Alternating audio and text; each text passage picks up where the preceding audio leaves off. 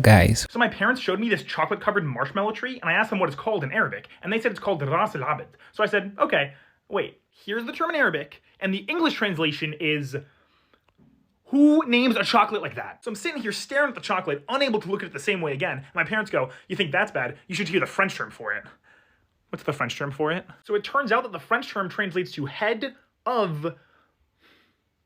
Excuse me? And there's so many other languages that do this. Like the old terms in German were this, which meant this, or this.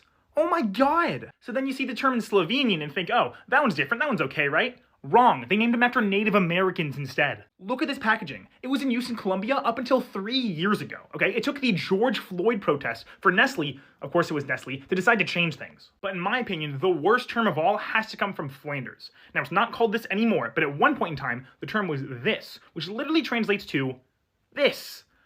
I didn't even know this was a word! Hello guys, welcome back to the channel. This is Eugene Stories and I hope that you're doing fine wherever you are today.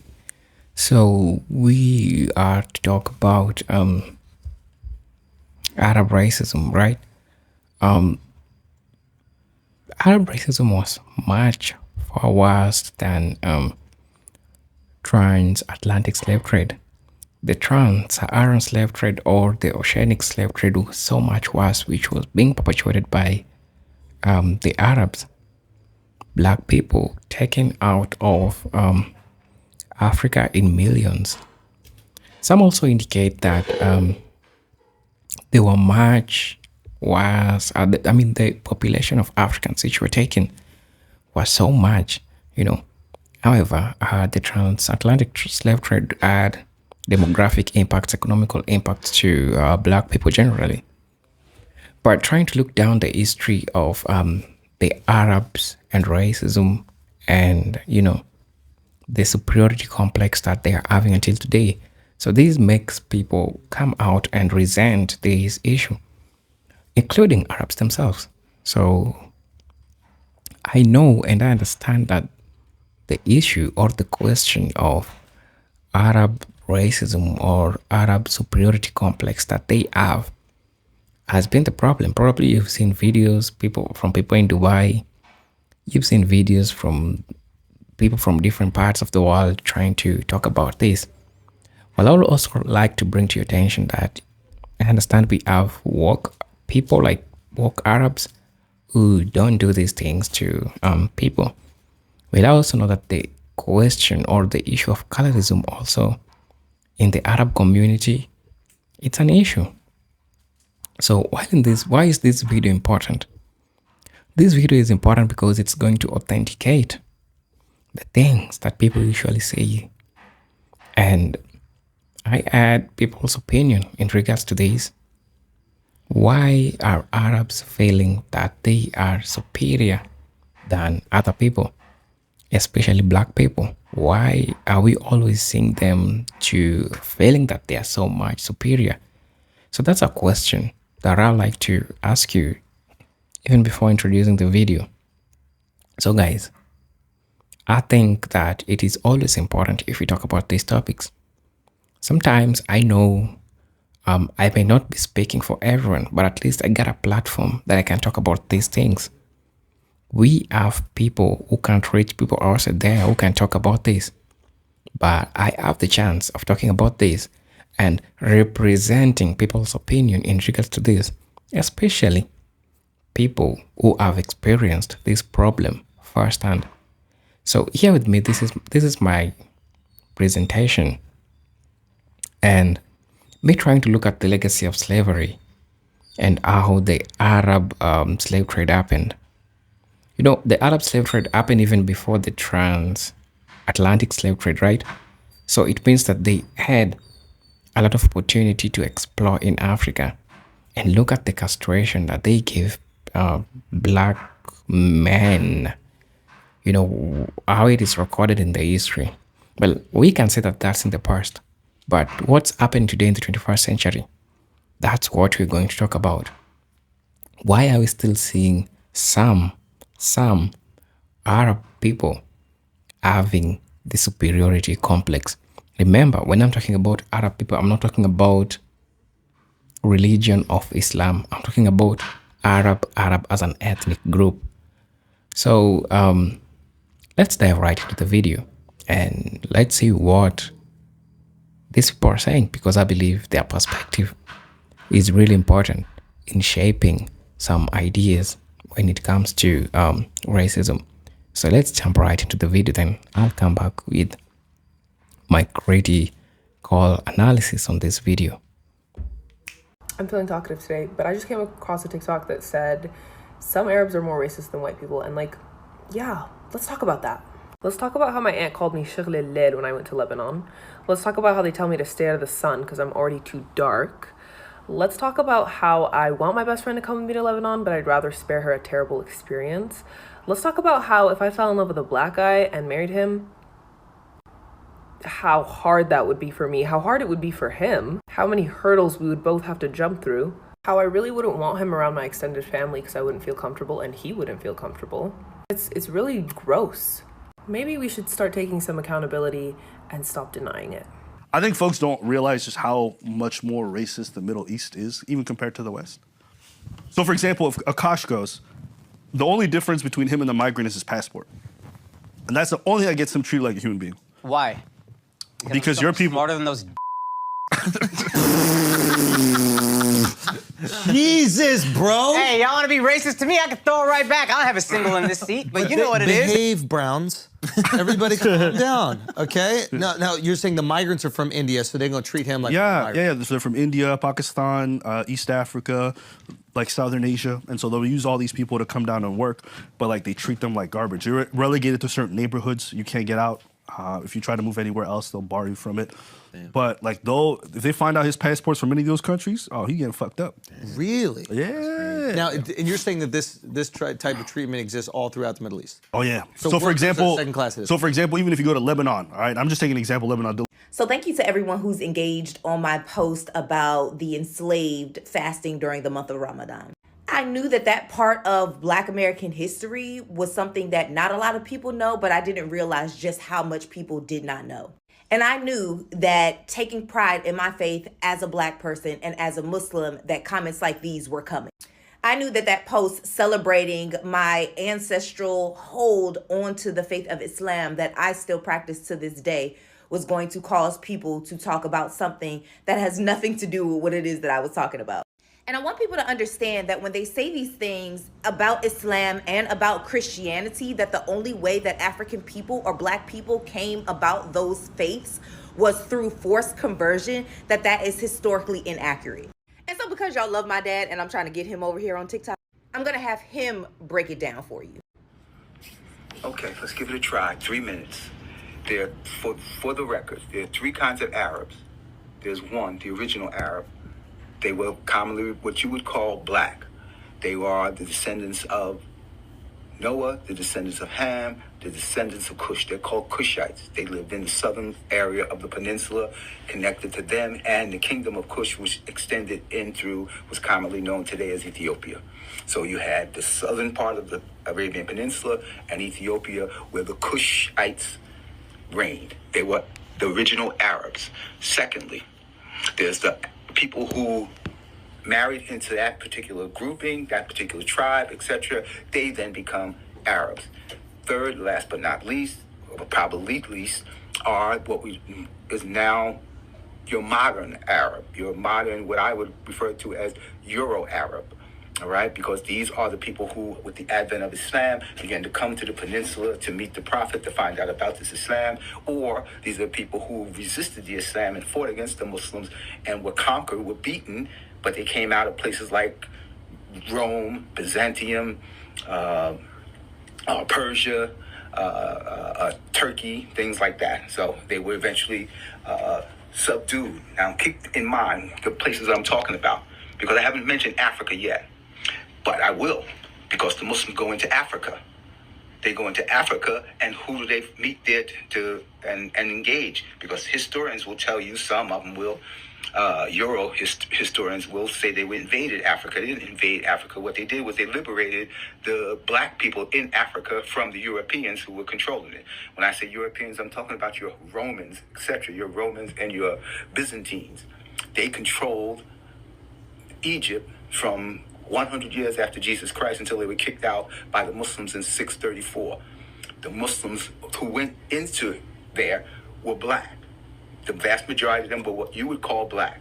And they were black Arabs. They were your Cushites. They moved the Europeans out of Africa. All right? These are the same Arabs, black Arabs, who moved by 711 into Europe and controlled Europe for 800 years. They're commonly referred in history today as the Moors. All right? So there's part of your history. Last but not least, I'm trying to do this in 3 minutes. If someone is telling you that black people, or that black people were forced into Islam, that Africans were forced into Islam, the history is that these Euro Arabs who ushered into a slave trade that predates European slave trade by almost 600 to 800 years, they passed laws to make sure that Africans, so-called black people, could not convert to Islam. They were in total opposite with the original black Arabs who, during the time of the Prophet, were in control of the Islam. So it went from being pro-black to anti-black by virtue of the same people who had gotten kicked out by these black people, who had been under the heel of black people since the ancient Egyptians, since the ancient Cushites, since Hannibal, since the ancient times. So all they were doing was putting their hatred into their Islam, onto the Islam. Because think about it, you pass a law so that the people could not convert because you want to keep them as slaves. If you convert them by the sword, then they become Muslims, and therefore you can't keep them in slavery, and you have to treat them like your brother. So what would be the purpose of converting them? You would eliminate your slavery. And only people who think as a way of absolving the European conquest of the world and their savagery ask you that question. It's called whataboutisms. It's what white people do all the time. When you hear a black person do it, that's just a white thinking black person.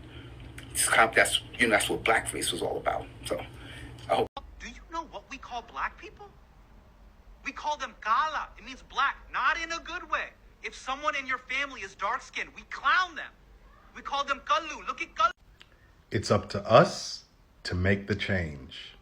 The Arab-Muslim slave trade, also known as the Trans-Saharan trade or Eastern slave trade, lasted longer than the transatlantic slave trade. It operated for more than 1,300 years, taking millions of Africans away from the continent to work in foreign lands under the most inhumane conditions. Unfortunately, because it has not been as closely studied as the transatlantic slave trade, the exact number of people captured from Africa in the trans-Saharan slave trade is yet to be fully ascertained. It is currently estimated at about 9 million. 9 million souls. جمع كلمة أهلها على التوحيد وإقامة شريعتها السمحة وذلك بفضل الله عز وجل ثم بفضل عبد العزيز. هل في شكل من أشكال العنصرية في المجتمع السعودي؟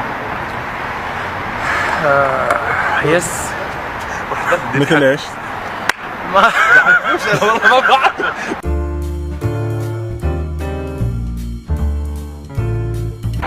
والله يا أحياء كثير عنصرية زي قبائل ما قبائل هذه الأمور. لا ما أتوقع لا. نعم كثير. والله ما واجهنا صراحة. لا. يعني ممكن مثلا احنا يعني نشوف على النت يعني بس توقع. So I know that probably you asking yourself, why are Arabs having this superiority complex? Why are they looking down upon other ethnic groups, right? And I'm not talking about any other ethnic group. Sometimes I know when we talk about race, people think about it's only black. But of course, in this case, it is black. Colorism in Arab community, this is something which really happens. And I've seen black Arab women talking about this. And it is really painful that people are looking down upon you just because of your color, not seeing you as a person, not seeing you with your potential. But that anything, I mean, your potential is being related with your color. The darker you are, the low caste they take you. So amongst other things, those are one of the baddest things. And I understand that colorism is still an issue, especially in the Arab world. So if you ask me, why do I feel like, why do we keep on saying this issue of superiority complex in the Arab community? It's because that's what they do. They perceive themselves to be greater. And I'm gonna look at some things that really, because I can't just talk like that without looking deep to things that really happen, to ask or answer the question, why are we seeing maybe a lot of Arabs having this behavior of superiority complex? So one thing that I know, and also these documents talk about, is colorism. Within the Arab societies, there can be preferences of high for lighter skin tones, which is a form of colorism that can contribute to racial hierarchies and feeling of superiority over darker skinned individuals. I think you've just seen the video of, I don't know, it is the chocolate, the head of the chocolate is being named as black slaves. You understand that? So it is totally relatable. And it is sad that they are using these type of foods, if you could say so.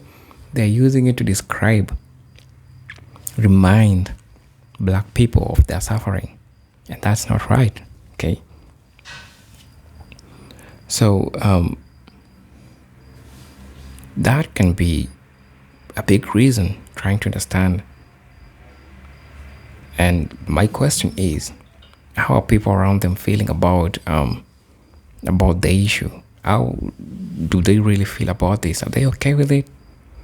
Honestly, if I could be in somewhere like Dubai, Qatar, those Middle East places, if I could have been there, Abu Dhabi, name them, seeing these things happening, honestly, I could have been okay. I couldn't be okay because that's really trespassing. That's inhuman. That's uncouth. I definitely even couldn't take the chocolates or the ice cream if they were named something like that. I would only take if I don't know the meaning for real. So I would like to talk about why are we really definitely saying to it that these Arab people, they have superiority complex. But I'm not saying that all of them have this, but some of them have this problem. I'm going to talk about Western influence. Yes, they have been influenced. White people touched all over the world. They moved all over the world.